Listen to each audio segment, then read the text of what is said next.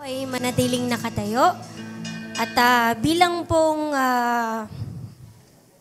ayan, bilang regular po nating ginagawa every first Sunday of the month. Ayan. Lahat po ba meron na pong elements? Ayan, meron na po elements.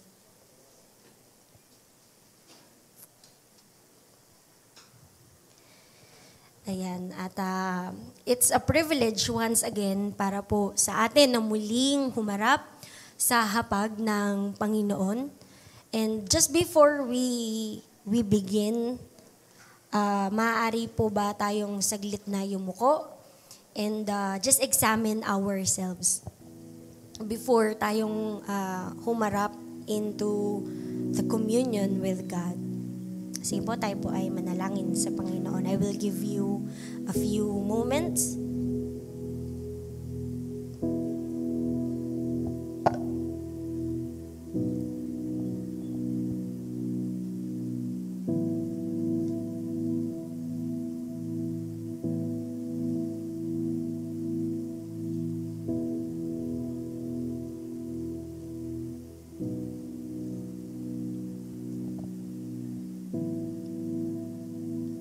And the word of the Lord says in 1 Corinthians chapter 11, verses 23 to 26. For I received from the Lord what I also passed on to you.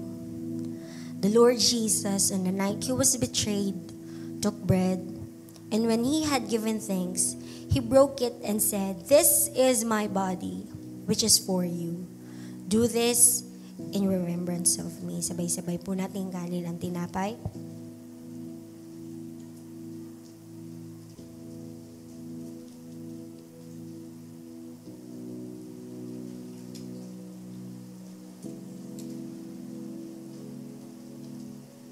And in the same way, after supper, he took the cup, saying, "This cup is the new covenant in my blood.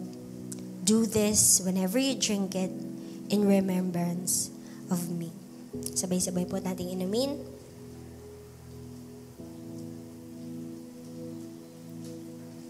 And in verse 26, it says here, "For whenever you eat this bread and drink this cup, you proclaim the Lord's death until He comes." Tayo pong manalangin. Lord God, we thank you so much sa napakadakila mong sakripisyo para sa amin, ang iyong pag-aalay ng iyong buhay. And the reason why we are here today, kaya kami nakakatayo dito, O God, is only because of your grace, your undying and unconditional love for us, Panginoon. We are forever grateful for everything that you have done for us. And today, Lord, as we hear your word once again, alam ko, Panginoon, ang binuksan mo na ang aming mga puso't isipan to receive the blessing of your word. Pinadala mo to for a purpose, O God. And we believe na hindi to babalik sa'yo nang hindi to na-accomplish ang iyong purpose in our lives, O God. May your word minister to us right now, O God. In the mighty name of Jesus Christ, we pray. Amen and amen. Hallelujah. Sige po, maaari na po tayong makaupo. Ayan. And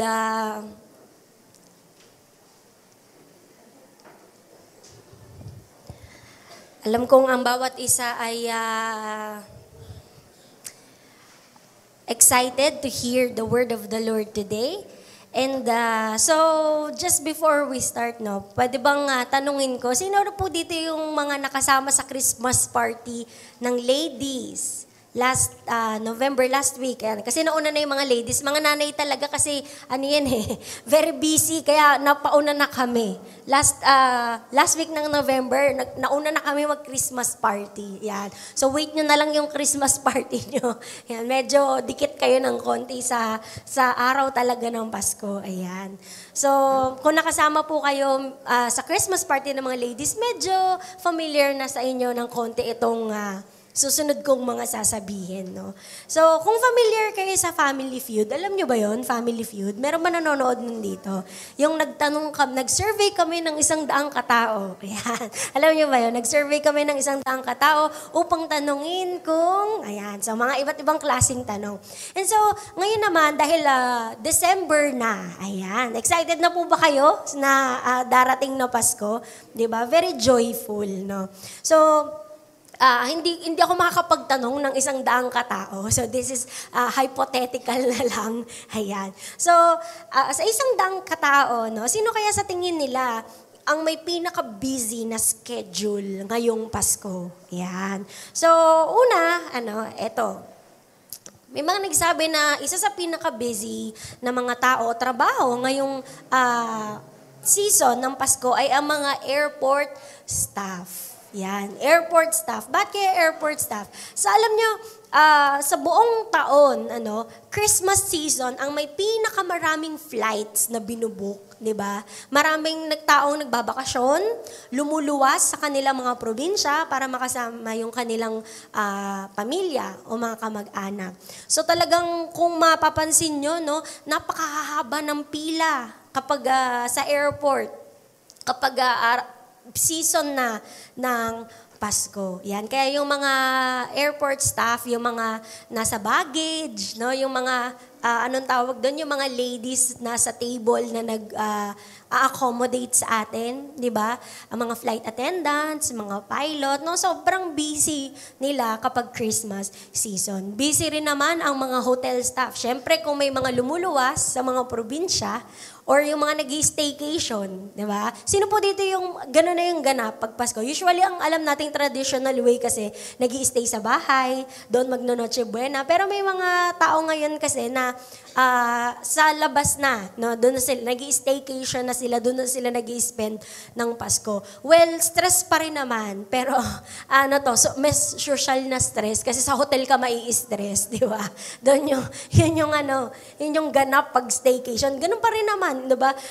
Pa rin, magluluto ka pa rin naman, ikaw pa rin naman ang bahala sa mga damit, sa mga, ng mga pamilya natin. Pero mas bonggang stress nga lang kasi hotel. Ayan. So yung mga hotel staff, medyo busy din sila kasi sobrang dami nag-staycation. Maraming lumuluwas, maraming nag-staycation pag Pasko. So, ayan, very busy ang ating mga hotel staff. Pangatlo, yan, kitang-kita nyo naman si ate, ang facial expression, di ba? Kasi nga, sobrang, yung mga grocery cashier and baggers, no? Isa to sa mga sobrang busy ngayong panahon ng Kapaskuhan. Kasi biruin mo, di ba, sa Noche Buena, di ba? Tapos Medianoche, no? Yan yung mga, tas yung mga regalo pa natin sa ating mga inaanak. So, ilang beses ka mag-Christmas shopping, di ba? At sobrang haba na ng mga pila, no? Kaya ito si ate, medyo nahihira, ang dami naman itong. At tas ilang pila pa yan na kanya ang kailangan i-accommodate, no? So, pang-apat, yung mga fast food staff, mga fast food crew, no, sa kitchen, tsaka yung mga doon naman sa labas, 'di ba? So, sobrang dami nag-eat out, 'di ba? Dahil sobrang busy, no? Syempre, gusto naman natin na makapahinga-pahinga naman tayo, imbis na tayo na naman na magluluto. Minsan o-order na lang tayo or magda-dine outside. So, ang mga fast food crew, medyo talagang busy din sila sa panahon ng Kapaskuhan. Ayan. Pero alam nyo, kung ako ang tatanungin, personal, no? This is a personal opinion. Sa tingin ko, isa sa pinaka-busy, ayan, na tao sa Pasko ay ang mga nanay. Ayan, mga nanay. So, though ang Pasko ay napaka-wonderful na occasion, napakasaya. Pero sometimes sa mga nanay, stressful ang okasyon na to, stressful ang event na to, no? Parang minsan nga napansin ko, isa sa mga tao na, mga nanay ang isa sa mga tao na hindi masyado nakakapag-enjoy sa season ng Pasko. Tama po ba, mga mamshi? Sino ba yung mga mamshi dyan? Talagang narinig ko yung amen, parang may laman yung pagka-amen niya. No? Ayan. So, di ba, kasi nga pansinin natin, yung mga kids, ang saya nila pag parating na ang Pasko. Kasi diyan mafulfill yung wishlist nila eh. Tama ba? Yung mga hindi nila nahihingi sa atin sa mga regular na araw, pag Pasko nila, hinihiling, di ba? Sige na, mami, pag ano na lang, sa Pasko na lang, di ba? Usually, ganun, mami, sa Pasko, bigyan mo naman ako ng ticket ng Eras Tour ni Taylor Swift. May nakaka-relate ba dyan? O yung mga K-pop idol, sige mami, sa Pasko na lang, ma, di ba? O kaya naman, ma, sa Pasko, yung iPhone 15 Pro Max, kahit installment, kahit hindi fully paid, di ba? Usually ganun eh, no? Talagang sa Pasko nakakahirit yung ating mga anak, no? O kaya naman ng mga tatay, no? Kung excited ang mga kids, ganoon din naman masaya din ang mga tatay kasi nga sa loob ng isang buong taon ng pagtatrabaho, Christmas season lang ang medyo may mahabang break, no? So makakapagpahinga yung ating mga tatay. Pero tayong mga nanay, no? Ito yung ilan sa mga gawain natin pag Pasko. Una, mga nanay yung gumagawa ng listahan ng mga inaanak, no? At yung mga reregaluhan, tama ba mga nanay? 'Di ba? Sa atin naka-assign yan, kahit wala naman nag-a-assign sa atin, tayo talaga umaako niyan, 'di ba? So, iniisip natin magkano ang budget bawat inaanak, bawat bata, 'di ba? O kaya naman pag hindi mo masyadong nakikita itong inaanak nito, paano ko may aabot sa kanya yung regalo? Ano bang gusto mo? I-Gcash na lang ba natin 'yan? O ano ba? Sino mga saan ba nakatira? Anong address niyan para maipadala natin, ipalalamove mo, 'di ba? O kaya sino bang kapitbahay yung malapit diyan, baka may kakilala, ipaabot mo, 'di ba? So usually lahat 'yan iniisip pa nating mga nanay. So kung ikaw nanay, meron kang 20, sabihin na lang natin 20. Wow, medyo in demand si Ma'am Shi. Kung mga 20 yung iyong inaanak, hindi lang mga inaanak mo yung pag-iisipan mo ng regalo, iisipan mo pa rin yung inaanak ng asawa mo. 'Di ba? Siya pa ba ang mag-iisip ng regalo? Minsan ikaw na. At saka yung mga anak mo, yung mga inaanak ng anak mo, pati yun, ikaw pa rin, di ba? O si hindi ko na nakikita yan Nabibigyan mo ba ng regalo? Yung inaanak na yun? O saan yan nakatira? O ipabot mo kay sister ganito kasi hindi natin nakikita, di ba? Minsan ganun ang ginagawa ng mga nanay. No? Pangalawa, hindi lang sa listahan ng mga inaanak, pati yung OOTD ng ating buong mag-anak. Di ba? Tama ba, mga mamsi? Gusto na, okay, this Christmas 2023, mga naka-red tayong lahat, long sleeve na red. Siyempre, o-order ka, di ba? Kung gusto mo, mag-shopee ka, magto-12-12 na, may na-cart na ba kayo? Ayan. O kaya naman, maghahanap tayo sa kung saang boutique, yung pwede terno-terno tayong family, di ba? May patema si mother lagi. Hindi lang yun ang tinetemahan natin. May tema rin tayo kapag mga Christmas decoration, nanay din na nag-aayos yan sa bahay, tama ba? Di ba? Lang tayo, paabot lang tayo sa mga asawa. Oy, kaliwa pa, konti. Ilagay mo yung flower sa kaliwa. O yung Christmas ball, hindi match yan. O kanan mo. No? Mga ganyan. Di ba? Mga nanay din ang nag-aano niya. May tema din yan. Di ba? Kung last year red kayo, o ngayong white Christmas naman tayo. White Christmas tree, white lahat ng mga bulaklak, pati mga pillowcase ng sofa, white din yan lahat. Di ba? So, ganun tayo di ba? May tinetemahan pa natin minsan. No? Hindi lang yon ang gawain natin pag Pasko, pati Noche Buena, ito ang pinaka natin, di ba? Ito yung pinaka ginagawa ng mga nanay. Pag Noche Buena, maging Medianoche, di ba? Tayo ang nag-grocery. Tayo rin magluluto ng ating mga ginrocery. Di ba? Tayo rin maghahanda ng ating mga ginrocery. At kung may sobra, tayo rin na magpapamigay ng ating mga ginrocery. At hindi lang doon natatapos. Pagkatapos ng kainan, ano mangyayari? Sino magliligpit? Tayo pa rin mga nanay. Diba? No wonder, maraming mga nanay ang imbis na na-enjoy ang Pasko, they are left with stress at nabu-burn out ang ating mga nanay, diba? So, yun ang nangyayari, diba? Yung mga anak natin minsan natutulog na, no? O kaya naman nagne-Netflix, pa cellphone. Tapos tayo mga nanay, nasan tayo? Nasa kusina. 'Di ba? Kasi ibalot mo na 'yan kasi hanggang New Year na 'to. sobrang dami nang naluto ng nanay. Hanggang New Year na 'yan, 'di ba? Okay, ibigay mo kay 'di ba nagbabalot tayo, nilalagay sa ref or pinapamigay sa kung kanino man natin kakilala, 'di ba? So lahat ng 'yan, no? Lahat ng 'yan iniisip nating mga nanay pag panahon ng Kapaskuhan. Kaya imbis na ma-enjoy natin ang season na 'to, isa tayo sa mga tao na burned out at stress, no? Medyo may bias lang ako ng konti sa mga nanay kasi nanay din ako. Na-experience ko to. Pero naniniwala ako na bukod sa mga nanay, marami din namang mga tao na kasing busy ng mga nanay, 'di ba? Lalo na yung mga single, living alone, no? Yung mga solong tatay sa bahay at yung mga panganay, 'di ba, na walang nanay sa bahay. So kahit sino, pwedeng maging haggard na haggard kahit Pasko na, 'di ba? Yung ngarag na ngarag ka kasi nga nagmamadali tayo lagi, marami tayong kailangan asikasuhin, maraming kailangan gawin.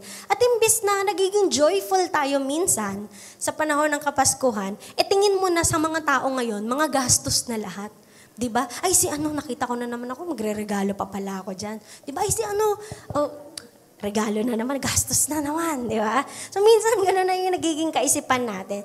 Kaya nga, ang reminder ko po sa bawat isa, please, do not forget the real meaning of Christmas, di ba? Don't forget the real meaning of Christmas. Just a reminder lang po sa bawat isa, na ang Pasko is more than just a checklist na kailangan nating ma-accomplish. Di ba? Minsan, gano'n na yung tingin natin, kailangan maayos to, may regalo si ganito. Naku, wala tayong pwedeng makalimutan kasi magkakatampuhan tayo. Di ba?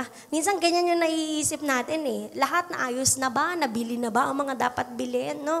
So, Christmas is more than just a checklist na kailangan nating i-accomplish. There's a danger. There's a danger to miss the King during this Christmas season. 'Di ba? Merong temptation na malunod tayo sa kaabalahan ng buwan na ito. Pero tulad nga po sa ating title, do not miss the King. Do not miss the King. Sige po, kung may pumabalakbak dyan, pwede bang sabayan natin? Ayan, para sa Panginoon. So sa Biblia, a lot of people also missed Jesus, nung time na papasok na siya papuntang Jerusalem. Kung natatandaan niyo po yung triumphal entry, ito po yung ating story na i-discuss ngayon. Kasi ito yung parang simula, from entering Jerusalem hanggang doon sa pinagkanulo na siya, hanggang doon sa marami nang nangyari, napunta na siya kay Pontius Pilate, yung crucifixion, di ba? Ito na yung sunod-sunod na kwento. Ito yung umpisa nung sunod-sunod na papunta ni Jesus sa krus ng Kalbaryo. So if you will remember, before entering Jerusalem, 'di ba? Jesus did a lot of miracles. Napakaraming ginawang miracles, ni-perform na signs and wonders ni Jesus. Pero hindi pa bulgaran. Kumbaga hindi pa publicly open. May mga instances na meron siyang mga pinapagaling o yung mga mini-ministeran niya, sinasabi niya, keep quiet about this, diba? Do not tell anyone what you have seen or what you have heard or what you've received, diba? Pero itong triumphal entry na ito to Jerusalem, this is the first time na naging public display yung pag-honor at pagkilala ng mga tao sa kanya. So pagpasok ni Jesus ng Jerusalem, naglatag yung mga tao ng kanilang mga balabal, ng kanilang mga balabal doon sa dinadaanan ni Jesus. Nagwawagayway sila ng palmera, ng palaspas, at nagsisigaw sila, nagdiriwang. But still, marami pa rin ang nakamiss, na-miss nila si Jesus dahil hindi siya nag-fit, sa kaisipan, sa kanilang iniisip na dapat isang postura o itsura, katayuan ng isang hari. So when he entered Jerusalem, kung makikita natin dito sa picture, ito yung sinasabi sa Biblia, nakasakay siya sa isang asno, sa isang asno, a very humble animal. Maging ang family background ni Jesus, di ba napaka-humble din. Siya po ay anak ng isang karpintero. Di ba? Walang fancy title. hindi po siya pinanganak from a wealthy or famous family. Kumbaga, sa Pilipinas, hindi siya Malasi o Ayala Sobel. Hindi ganon yung apelido ni Jesus. Pero kahit ganon, meron pa rin siyang kakayanan na palayain at iligtas ka mula sa iyong sa kabayaran ng iyong pagkakasala. So today, magre-reflect po tayo on 3 points that I have seen in this story. Sa Luke chapter 19, verses 28 to 44. So in our effort to not miss the King during this Christmas season, I pray na hindi nyo rin ma-miss itong mga opportunities na ito. So unang punto natin is, do not miss your opportunity to give to the King. No? Do not miss your opportunity to give to the King. Memorize na po natin yung kasabihang, ang Pasko ay araw ng Sige nga po, ang Pasko ay ang araw ng pagbibigayan, di ba? Pero parang sa panahon ngayon, iba na yung kasabihan na yun eh. Parang ang Pasko ay panahon ng gastos, di ba? Parang ganyan na yata yung kasabihan ngayon, no? Ang Pasko ay araw ng gastos. Na-joke ko nga doon sa Christmas party ng mga ladies. No, minsan yung mga tingin na natin sa bawat tao na mga kamag-anak, ayan, mga kapatiran, churchmate, di ba? Ang tingin natin sa kanila, puro mga gastos na eh. Ito, gastos number 1. Ito si gastos number 2. Di ba? Alam nyo, studies show na ang mga Pilipino, kasi tayo, di ba, bongga tayo magpasko, di ba? Gusto natin, not the regular thing na ginagawa natin. So, alam nyo, sa studies show na we spend double the usual monthly expenses during Christmas season. Doble ang gastos pag December. 'Di ba? 45%, no, sabi ng research, 45% ng gastos napupunta sa Noche Buena. And 55% naman ang sa regalo. Kaya nga minsan, no, tingin na nga natin sa mga kamag-anak at kaibigan, puro gastos number 1, di ba? Parang candidate number 1. Okay, gastos number 2, di ba? So, yan ang minsan nagiging kaisipan natin. But kidding aside, no, alam nyo, our Christmas gift, ito po ay gusto ko pong tandaan ninyo, no, sa mensaheng ito. Our Christmas gift could also mean a thank you gift. No? Thank you dahil kasama pa kita. No? Thank you at buhay pa ako, kaya ako nakakapagbigay sa'yo. So, bawat Christmas gift is a thank you gift sa bawat nating pagbibigyan. Di ba? Alam nyo, just this year, I lost 2 great dads. Yan. Kaya, yan yung nasa yan yung picture dyan na nilagay ko. Sobrang magkaiba yung mga dad kong ito. Pero, ang aking tatay, ayan, nandyan, siyang nagturo sa akin ng napakaraming bagay, lalong-lalo na sa buhay Kristiyano. At yung naka-yellow naman, yung aking lolo, na siya namang nag-ensure na magkakaroon ako ng napakagandang childhood. So, they both passed away this year lang. Nabanggit ko na ito, no, last preaching ko, nung August, yung aking tatay. At yung lolo ko naman, nitong November lamang. So,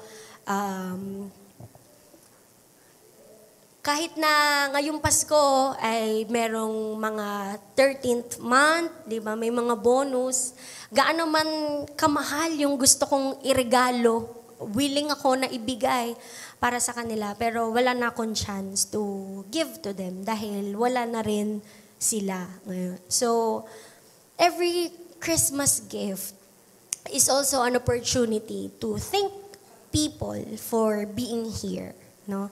For being here. Pwede bang pakisabi sa inyong mga katabi, thank you for being here. Yan. Di ba?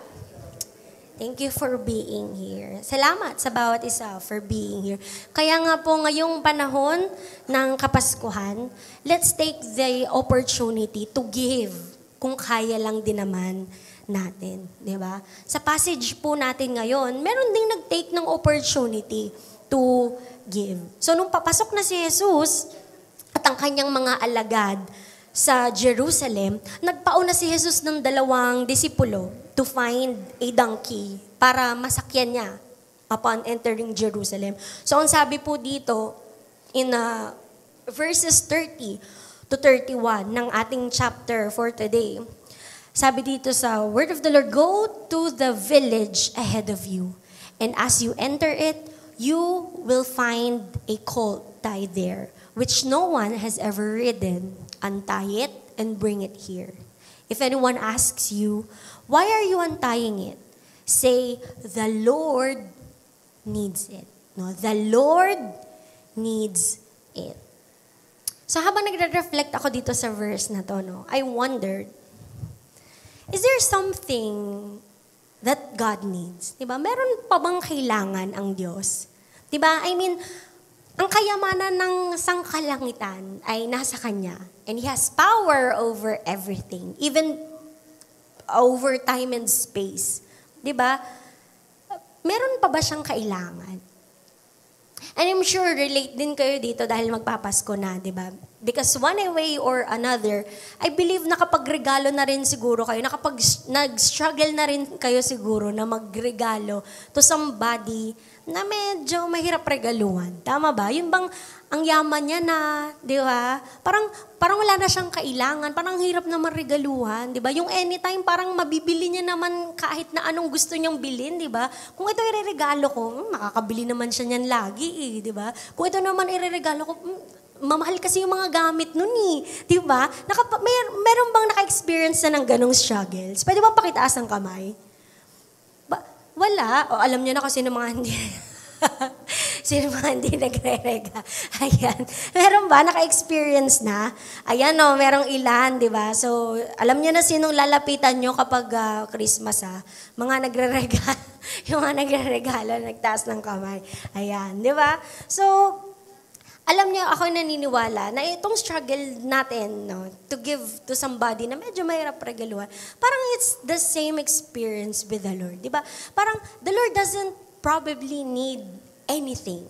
Pero still, di ba, He's giving us an opportunity to give to Him and to bless His name. Di ba? Binibigyan tayo ng pagkakataon. He doesn't need anything. No? Hindi niya kailangan ng kahit anong resources na nagmumula sa atin.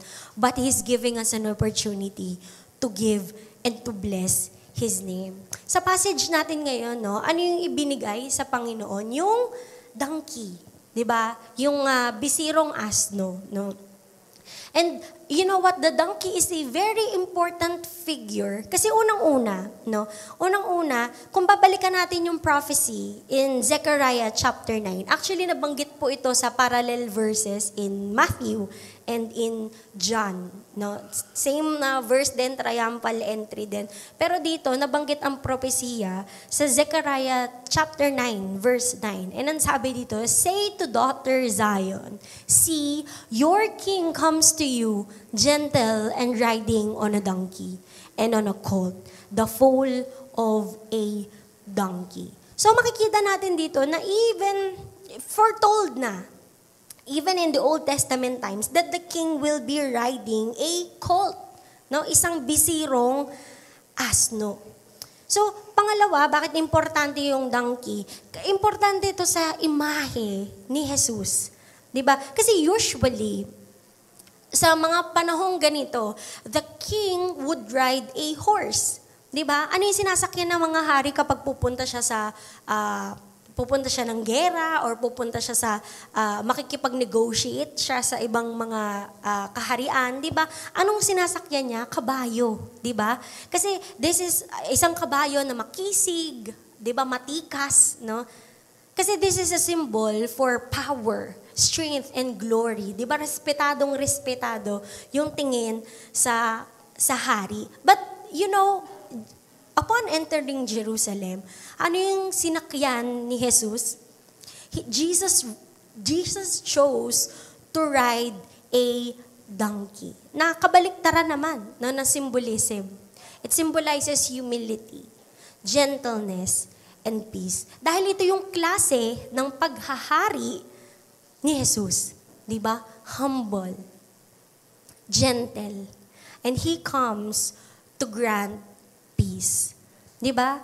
So, kung ito yung ibinigay, no? Ito yung sinakyan ni Jesus, imagine siguro yung joy ng may-ari na naging parte yung kanyang inalagaang bisiro, 'di ba? To fulfill a prophecy, no? To have served not just any king but the King of Kings, 'di ba? And the Lord of Lords.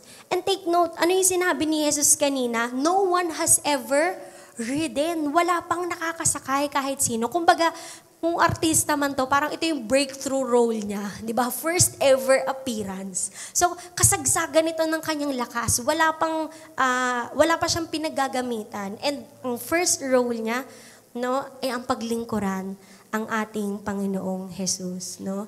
Na gamitin siya ng Lord para maka-enter ng Jerusalem. Sige, palakpakan po natin ang Lord. Di ba? So, in relation to us, no? Tatanungin ko po kayo, no? If there is something today that the Lord needs from you, are you willing to give it to Jesus? Diba? Are you willing to give your best for Jesus?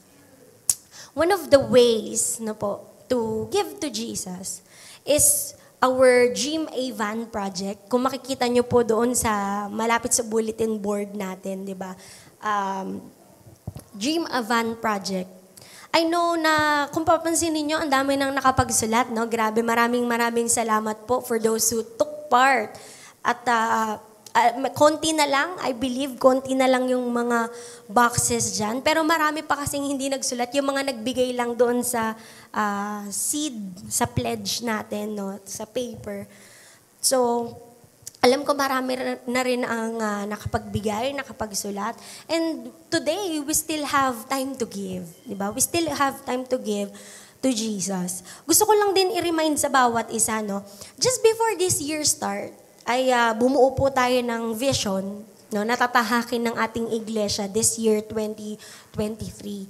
At sa lahat ng listahan po natin, mga goals natin, tanging ito lang na Dream a Van ang hindi pa natutupad, no? Hindi pa natutupad na vision. At gusto kong i-relate siya dito kung paanong ang bisiro, no, yung donkey, kung paanong naging ang bisiro ay naging part to fulfill the prophecy. I pray na we take this chance, no, to be part para ma-fulfill din yung vision ng ating church, 'di ba? No, vision na ipinagkaloob sa atin ng Panginoon. 'Di ba kung iisipin nyo, what a joy na parte ka to minister to the church members sa pagsundo, di ba, every Sunday. Kung nakikita nyo siguro yung mga bata na patakbo-takbo dito, di ba? Napakaraming bata po nun, ano? Actually, legacy po yan ni Papa Noel, no? Doon sa Sunnybrook, bandang section 2. No, napakarami pong bata doon ang uma-attend sa ating Sunday school, di ba? At alam naman natin na as they grow up, kapag sila ay natiniman ng salita ng Diyos, dadating din ang panahon na maybe they will minister to the Lord through this church. Diba? Hindi natin alam kung anong plano ng Panginoon sa kanilang buhay. The only thing that we can do ay magtanim at mag-invest sa buhay ng mga batang ito. At itong van na to ay dinadalangin natin na ito yung gamitin, isa sa gamitin ng Panginoon para merong mag-ahatid sa kanila. No, kasi I believe hindi yata lahat ng parents nila nakakasama. So sometimes nakikisabay lang sila na pumunta, no, makapag-church. At yun, bukod sa mga kids, no, meron din tayong sometimes mga seniors na medyo malalayo. So, yung van po na yun ang gagamitin upang sila ay sunduin. Marami pa, mga workshops, di ba, mga conferences na ina-attendan ng mga delegates po natin. So, ito yung gagamitin natin para ihatid sila doon. And even kapag tayo ay humahayo, evangelism na ministry, no? Every time na tayo nag-grand hayo, ito yung ginagamit para ihatid at isundo yung mga humahayo. Diba? So, this is all for the glory of God. para ito para makausad ang gawain ng Panginoon. So what a joy to take part, 'di ba? Biruin mo kung who knows, no, yung napasakay mo at napapunta mo sa mga conference, 'di ba? Doon nila ma-receive yung calling ng Lord sa kanilang buhay, 'di ba? O kaya naman yung napasakay mo, 'di ba? Dahil nag-take part ka dito, nagkaroon ng katuparan nito, yung napasakay mo diyan, first time niyang maka-attend dito, 'di ba? Mapakinggan yung life-changing mensahe ng Panginoon, 'di ba? All because you decided to give what the Lord needs. No? So, ang panalangin ko po sa bawat isa, do not miss the opportunity to give to the Lord today. Iyan. So, pangalawa po nating punto, do not miss your opportunity to praise the King. Diba? Do not miss your opportunity to praise the King. Tuloy lang po natin yung pagbasa na ating passage for today. In verse 37, when he came near the place where the road goes down, the Mount of Olives, the whole crowd of disciples began joyfully to praise God in loud voices for all the miracles they had seen. Blessed is the King who comes in the name of the Lord. Peace in heaven and glory in the highest.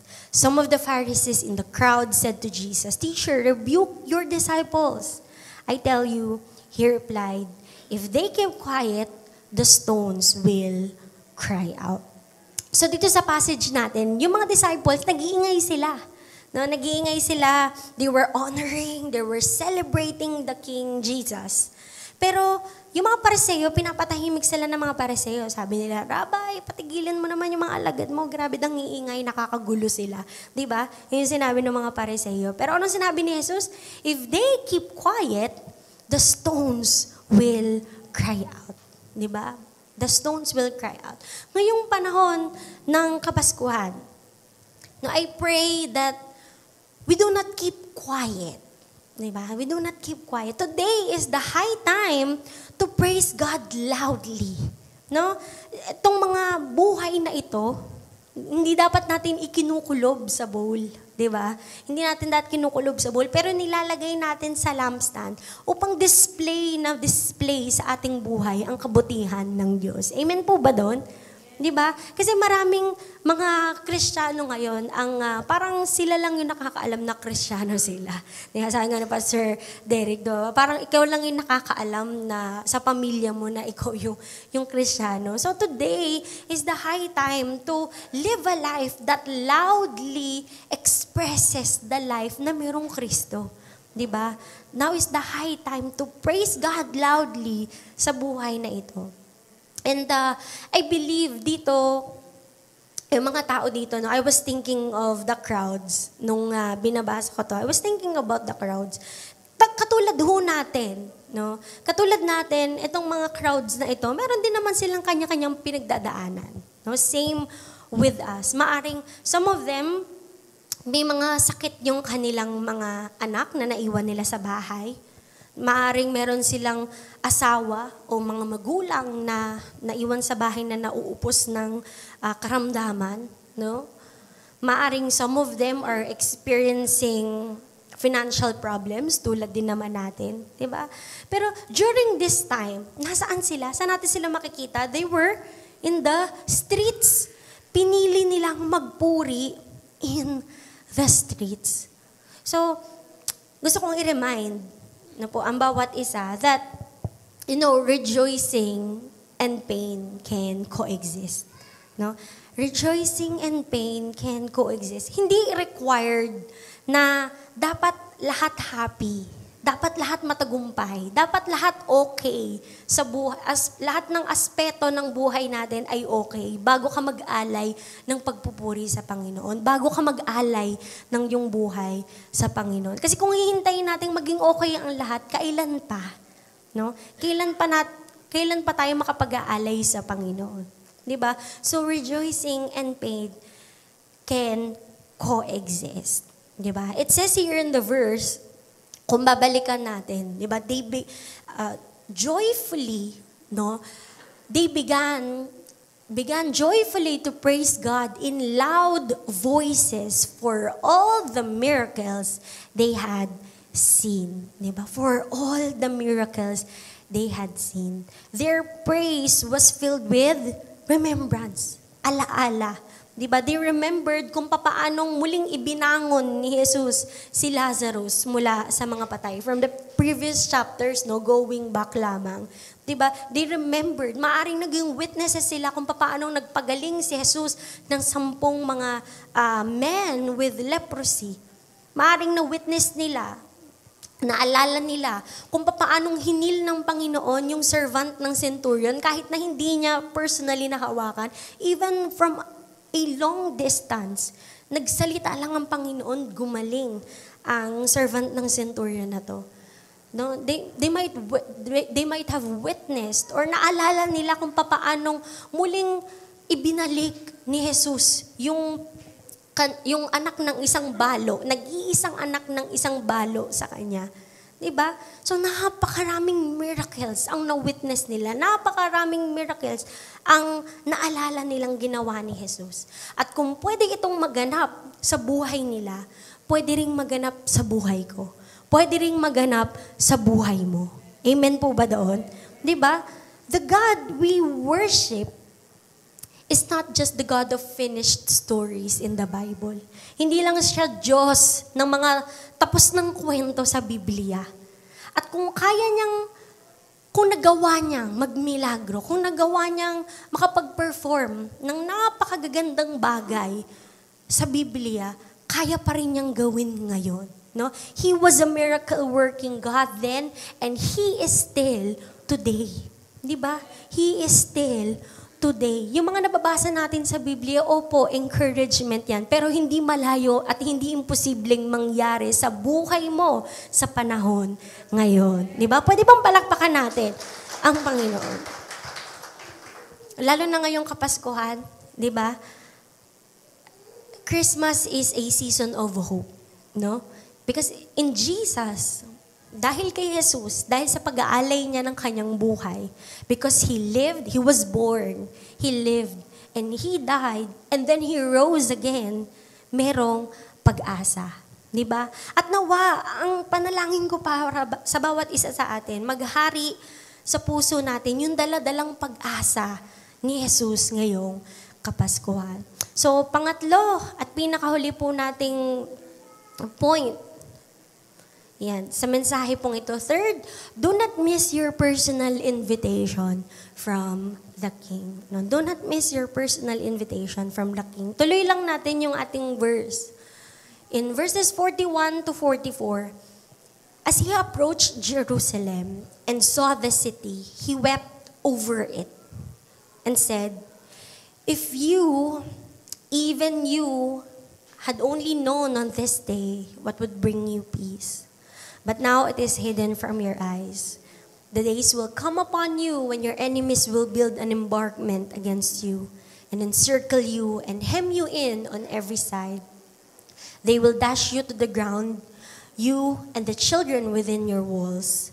They will not leave one stone on another because you did not recognize the time of God's coming to you. So dito, lumuha si Jesus, tumangis si Jesus because He saw the city. No, nakita niya yung bayan ng Jerusalem. And alam naman natin, alam natin that they have rejected Him as King. 'Di ba? Napakarami pong mga tao sa Jerusalem ang hindi pa rin siya inacknowledge or hindi pa rin siya kinilala as King. Even before, even after they have seen all the miracles na ginawa ng Panginoon, they still missed the King. No, they still missed the King. They let Jesus pass them by. Kaya nga sabi ni Jesus, kung alam nyo lang, di ba? Kung alam nyo lang ang magdadala sa inyo ng tunay na kapayapaan.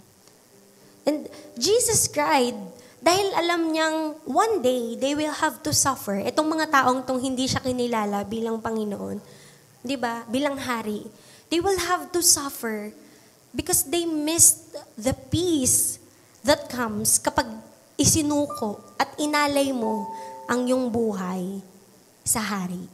Di ba? Pero ikaw kapatid, no? Nandito ka na, di ba? Nandito ka na. And I hope hindi mo hahayaan sa buhay mo na mamiss mo si Lord in all the situation He chose to meet you. Di ba? I hope you choose Him over temporary material things. I hope you choose Jesus, the King, over all the busyness ng mundong ito. Di ba? Tulad nga na sinabi ni Jesus dito, He's the one to bring us peace. Di ba? He's the one to bring us peace. Peace that surpasses all understanding. Peace that watches over you. Peace over your life and your family. Diba? Ang tinutukoy natin dito, hindi lang naman hayaan natin na ma-miss yung opportunity na ito sa Panginoon, pero ma-miss din natin na makapag-alay tayo sa Kanya. Katulad ng sinabi natin kanina sa point number 1 natin. Hindi lang naman tungkol sa pera or resources ito, even yung ating pag-aalay ng buhay sa Panginoon. Diba? I hope you do not miss the chance to give your life or surrender your life to the King. And for sure, ako naniniwala ko na sa panahon ngayon ng Kapaskuhan, maraming tao ngayon ang tulad din ng city of Jerusalem who are missing Jesus. Diba? Maraming mga tao ngayon ang nalulungkot man tayo, pero maraming nakakaranas ng mga pagsubok na walang Kristo. And napakahirap, di ba? Tayo ngang mga Kristiyano na nahihirapan, di ba? Pero may Kristo tayo, no? Pero maraming mga tao that they miss the peace that Jesus brings. They miss kung ano ang dala-dala ni Jesus na pag-asa. And so I pray na itong Pasko na to, we take this opportunity to point them to Christ, di ba? To point them to the one who brings lasting peace.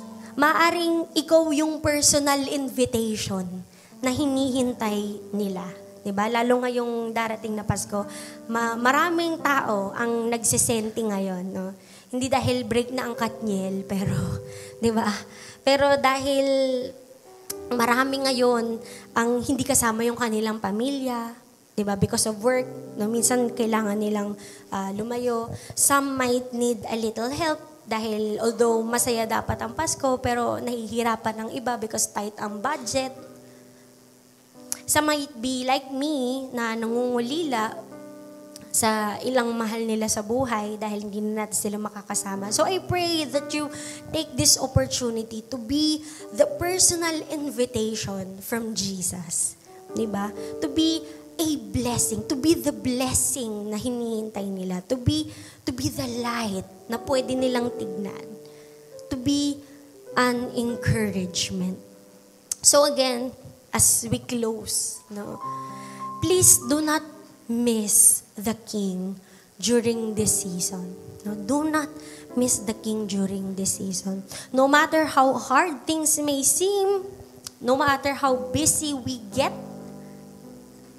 this Christmas, please do not miss the King. No, do not miss the King. Pwede na po tayong lahat na tumayo.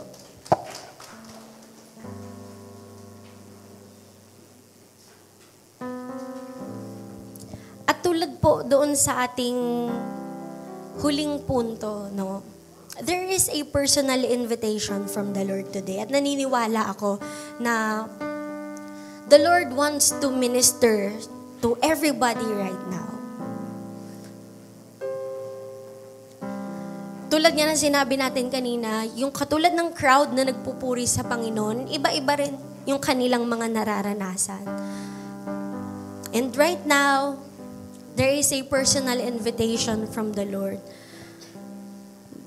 to lay down and surrender to Him every burden that you have. Lahat ng mga bumabagabag, gumugulo sa atin. Let's surrender it to the altar right now. There's an invitation from Jesus today for you to come into the altar and surrender it to the Lord. At tulad ng sinabi kanina, if only you know, kung alam mo lamang ang siyang nagbibigay ng tunay na kapayapaan.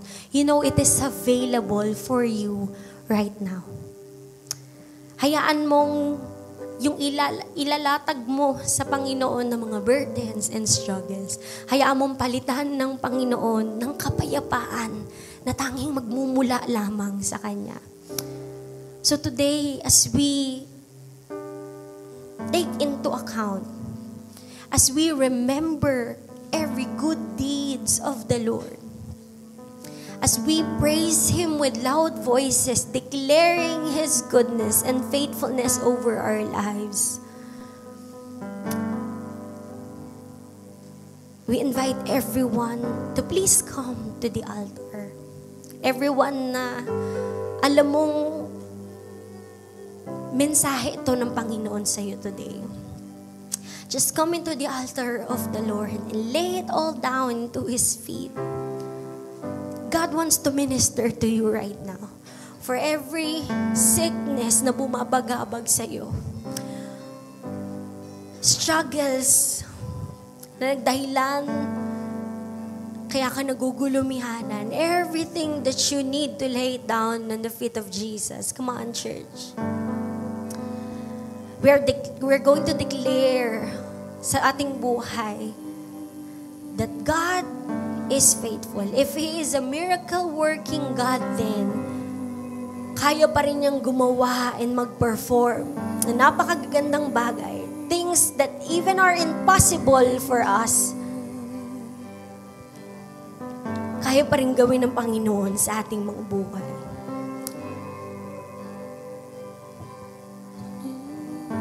So today, let us worship the Lord.